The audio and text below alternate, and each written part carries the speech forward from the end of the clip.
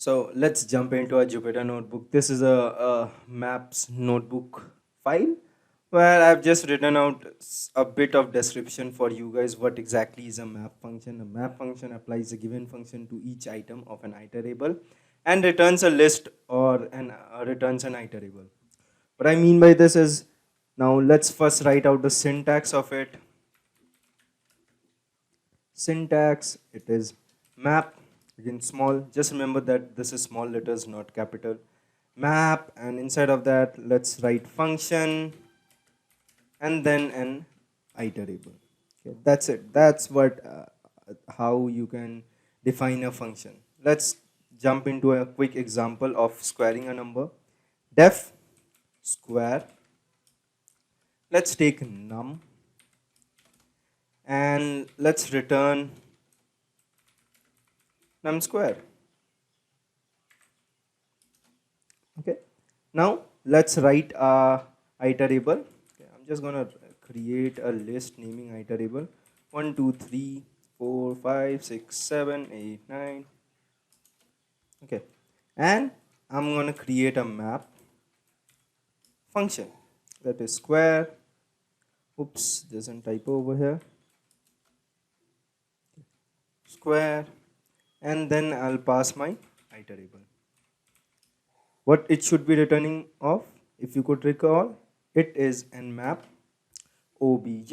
Let's apply it to m, maybe m. If you want to print m, you will just get that this is a map object. Okay, this is a map object, and this is the memory location where it has been stored off. Okay, now let's convert m into a list or a tuple.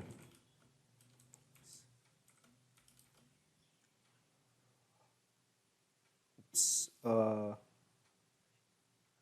okay.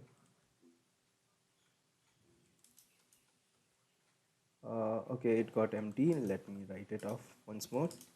Okay, so let's convert it off on a tuple. The same thing, if I want to convert into a list, I can do that. If you want to convert it in a set, what exactly will happen is it will become unindexed. Let me run it off.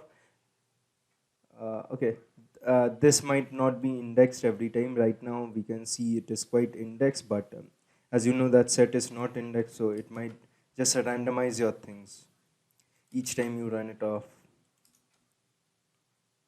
Okay, so that's how you can create out an map function. Let's look into some more example.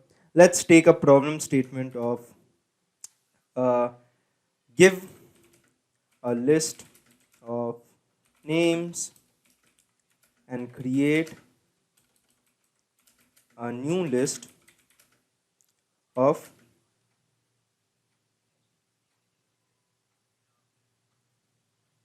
okay, create a new list of the first character, create a new list of the first character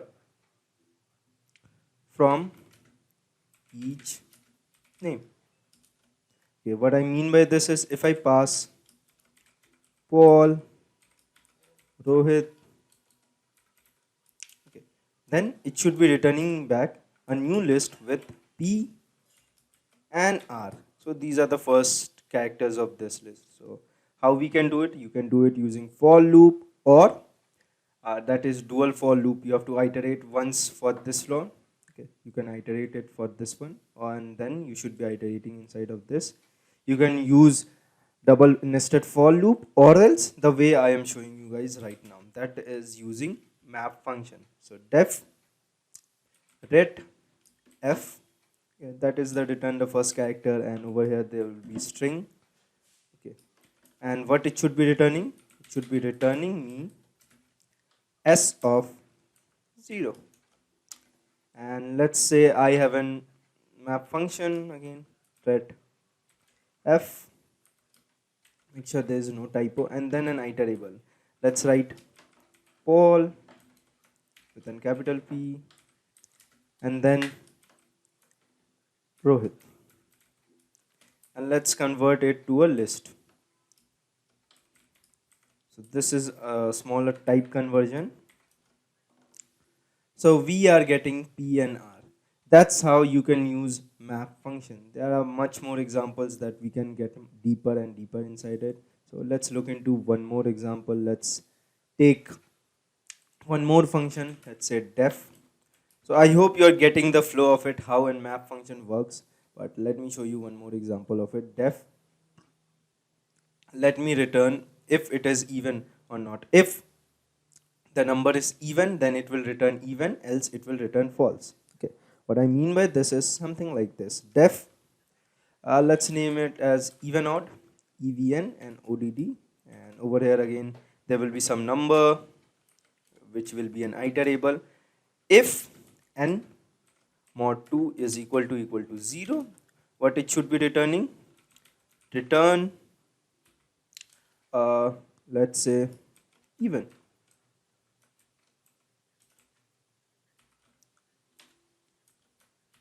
Okay. Else, return odd. Oops. ODD. Okay, so our function should be working. Let's check. Even and ODD. Let's pass 9. 9 is odd. 8 is even. So the function is done. Let's convert it to a map function. So first list map and then even, odd, and then with a comma let's write out our number. Okay, rather than writing out the number, what I'm going to do is I'm going to do quite complex things. That is, I'm going to take a range function till 11. So we are getting all the numbers. So 1 is even, again, this is odd. Okay, over here I can just use an f string also if you want. Okay, even, that's it. Okay, even, and if you want to do something more, you can just multiply it so that you can get an idea about how many characters are there. Okay, so you can see we are getting something like this. So first one is 0, as we start from 0. Okay, we have taken a list of numbers that are in the range between 0 to 10. Okay, first one is 0, so it's 0. Then we have 1, so it is just printing 1 once. Let's give some spaces. Oops. Okay, insert.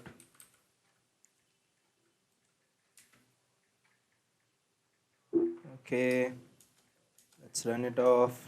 Yeah.